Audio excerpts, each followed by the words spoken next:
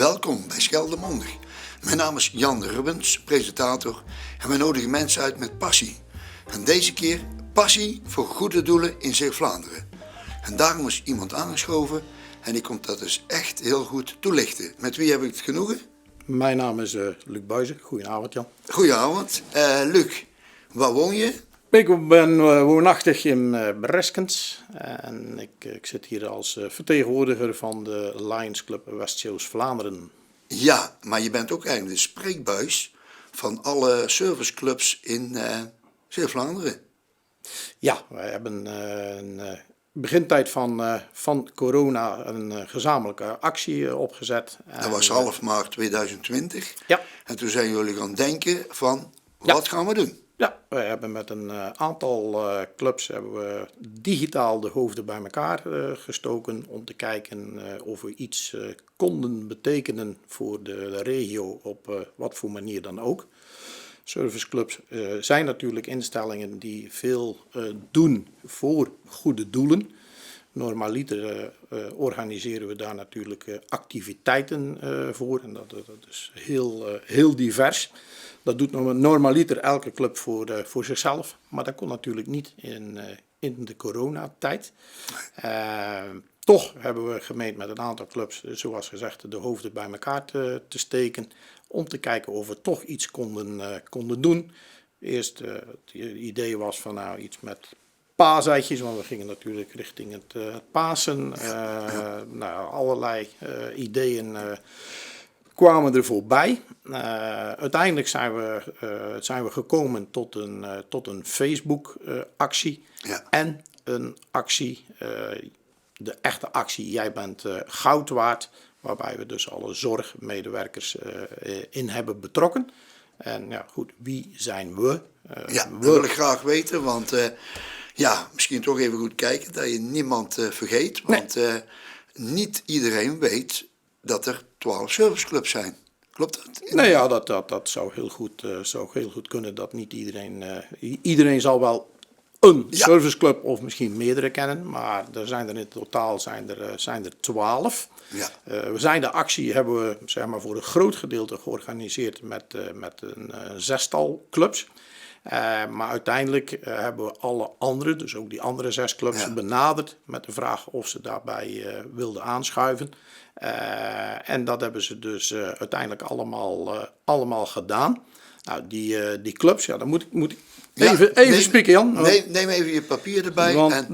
Ik heb ze hier op een rijtje staan. En dat zijn de SOR-optimisten, Inner Wheel, Ladies Circle. En dat zijn dames. Zostera, dat is ook een damesclub.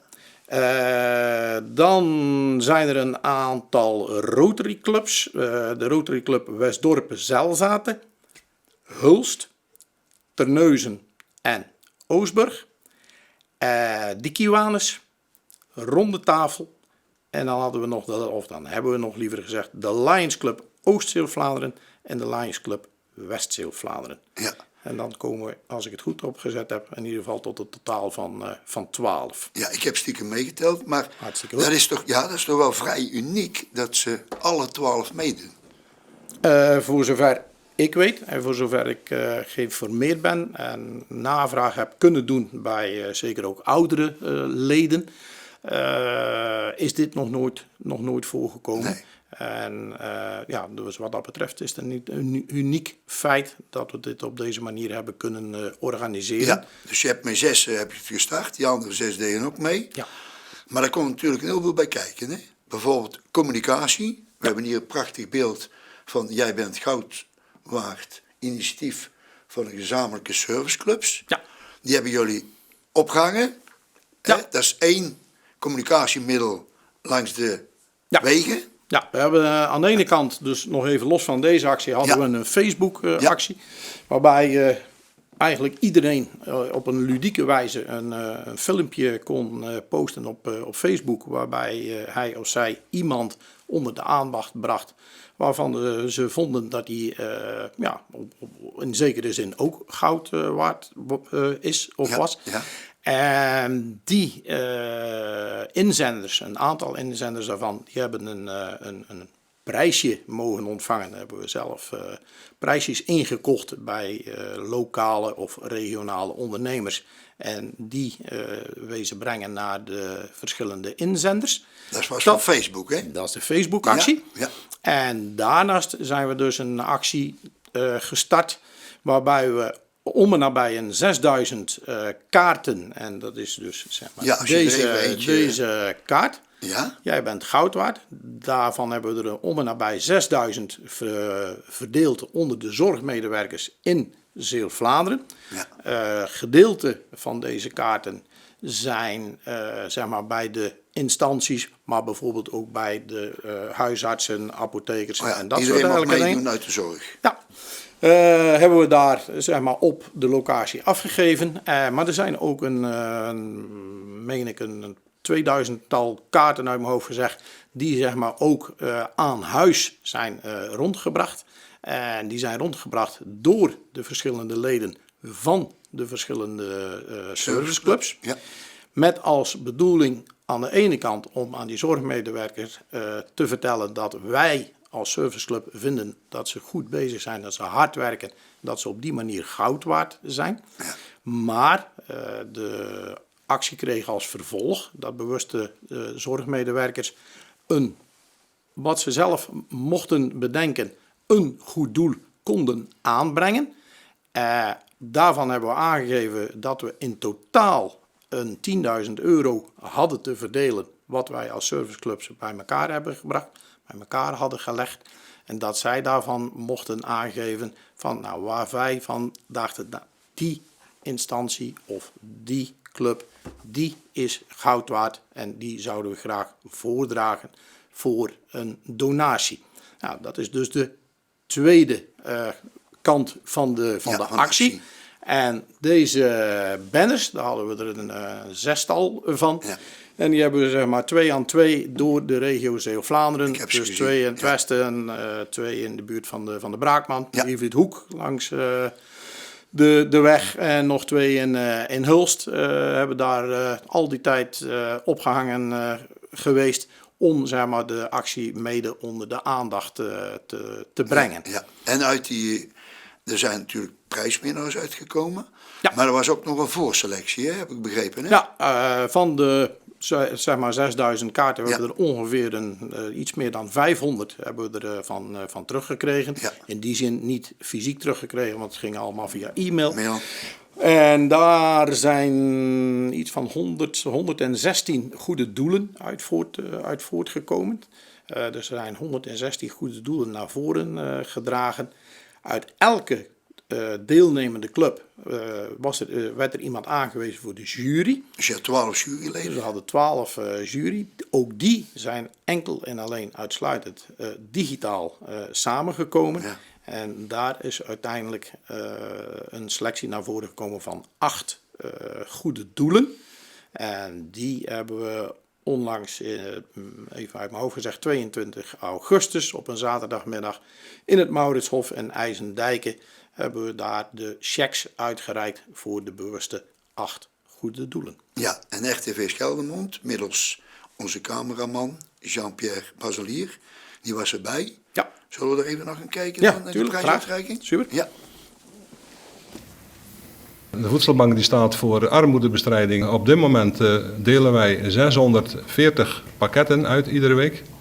Dat betekent dat we 600 volwassenen en 400 kinderen van eten voorzien. Want zouden wij dat niet doen, zouden die 400 kindertjes toch met een lege maagje naar bed toe gaan. Dus dat moeten we toch zien te voorkomen. De wens van de zorgmedewerkers in Rozenoord is om in de tuin voor onze bewoners mooie zitjes en aparte hoekjes te creëren met een leuke looproute, planten en een overkapping. Want het welbevinden, zich gelukkig voelen, zit vaak in kleine dingen. Zo'n speeltuin kost dus heel veel geld. Je zou aan de ene kant zeggen van verhoog je entree, dan moet iedereen veel meer gaan betalen. Maar dan maak je de speeltuin voor een hele grote groep kindertjes ontoegankelijk. En dat willen we dus niet, want die gaan dat niet meer kunnen betalen.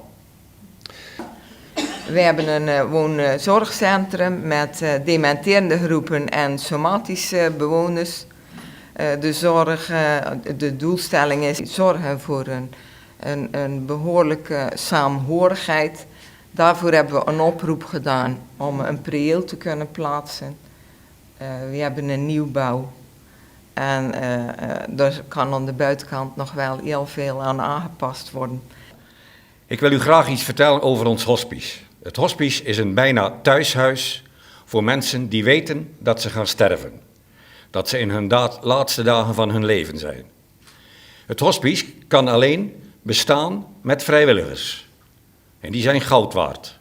Onze droom is om nog veel meer gezinnen. Momenteel zitten we aan het maximum van 50 gezinnen. Maar er zijn nog veel aanvragen en mensen die op de wachtlijst staan. En we willen nog veel meer kinderen kunnen helpen. Want een kind, terug kind laten zijn, dat is onbetaalbaar. En dat willen we heel graag verder doen. 2 kinderboerderijen. En dat zijn niet zomaar kinderboerderijen. Dat zijn kinderboerderijen die door mensen met een geestelijke beperking worden gerund. Niet alleen de beesten voeren en verzorgen, maar ook tevens de horeca verzorgen. Hartelijk dank voor jullie bijdrage. Het is echt wel besteed. Ja, dat waren de laatste woorden. Het was echt goed besteed. Ja? Zeker. Luc, aan jou het laatste woord, want ik spreek jou even aan. Jullie zijn goud waard, om dat zo te doen. Dus brand los. Ja, nou ja, of wij goud waard zijn, dat weet ik niet. Ik denk dat zeg maar de zorgmedewerkers en iedereen die zeg maar, nou ja, goed, erg veel met deze problematiek te hebben te maken gehad en nog steeds hebben te maken momenteel, dat daar mensen tussen zijn die veel meer goud waard zijn. Wat wij hopen, en ik denk dat ik voor alle serviceclubs spreek, dat zeg maar, er heel snel een eind mag komen aan deze vervelende situatie. En dat wij als clubs weer gewoon zeg maar, onze acties kunnen optuigen. Zodat we weer onze acties kunnen doen om de gelden te kunnen genereren. Om straks weer aan andere goede doelen, maar hopelijk onder andere omstandigheden te kunnen uitgeven. Dat zouden we heel graag zien, maar ik denk dat dat voor iedereen geldt, Jan. Helemaal goed. Nou, dankjewel voor deze mooie woorden. En nou, iedereen bedankt van de serviceclubs, maar zeker de zorgmedewerkers. Hè? Absoluut. Oké. Bedankt. Ja. Beste kijkers, hartelijk dank dat jullie weer gekeken hebben. We geven toch een beetje een inzicht hoe dat er achter de schermen gehandeld is. Ik hoop dat jullie daar ook wat wijzer van geworden zijn. En dankjewel voor het kijken. En Luc, nogmaals, hartelijk dank. Dankjewel. En veel succes met de volgende projecten. Hè? Gaan we ervan maken. Oké. Komt goed.